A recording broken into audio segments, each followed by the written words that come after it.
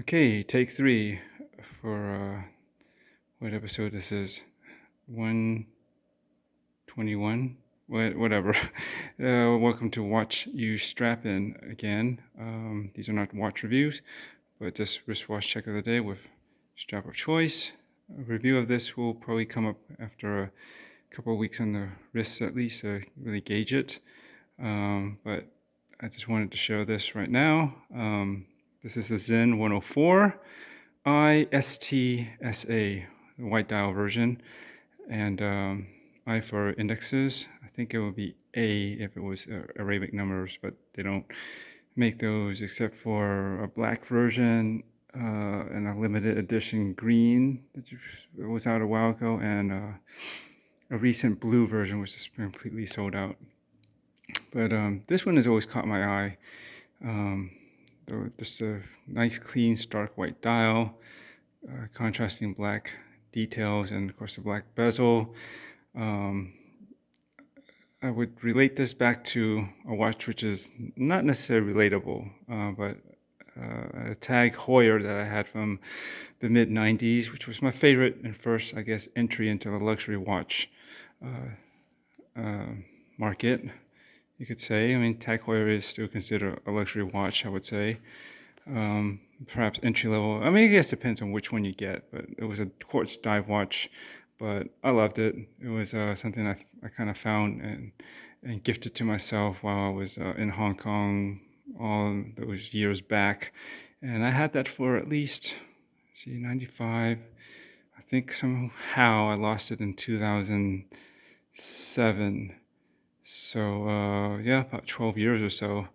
And I don't know where. I was just moved into this house, and I think I was doing something in the garage, and I might have just put it down and got it mixed up with the garbage somehow. And I feel I accidentally tossed it out or something. I don't even know.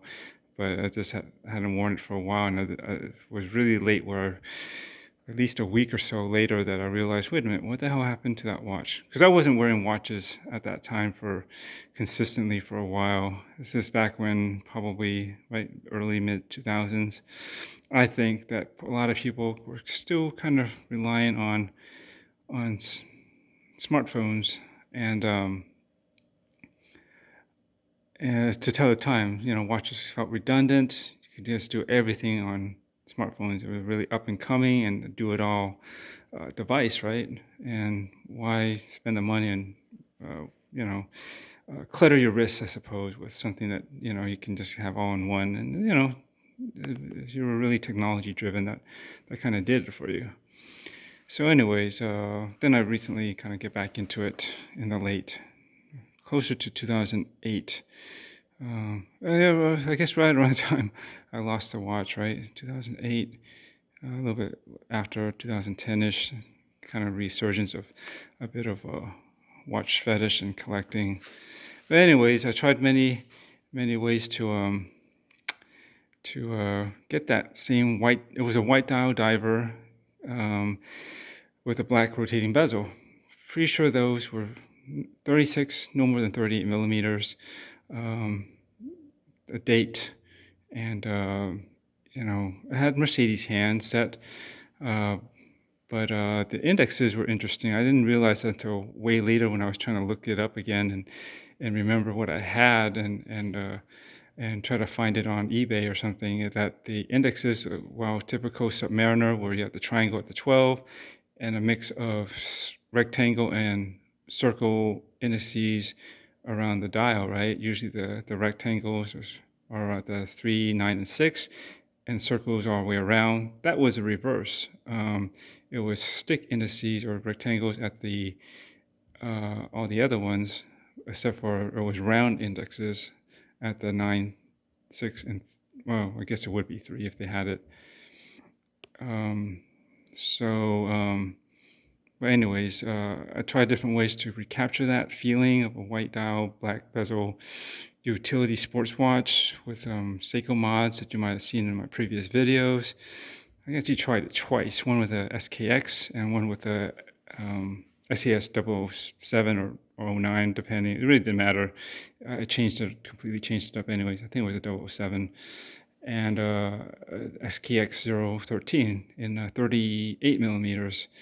It didn't have a black bezel, it had a steel, because I just had the things for stainless steel bezels, but it was a white dial, black contrast, details and all that.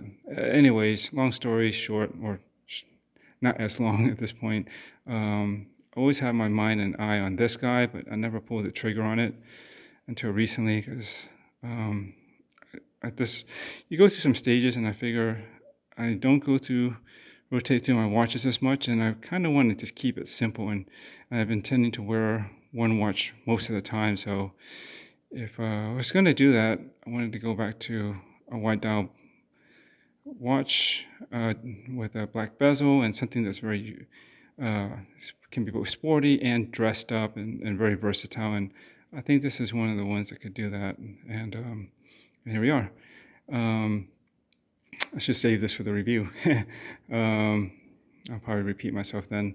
But anyways, just want to show this on its stock option, which they have several. You can get it on at least a leather strap, and two bracelet options, H-link style, and this one was they call a fine link.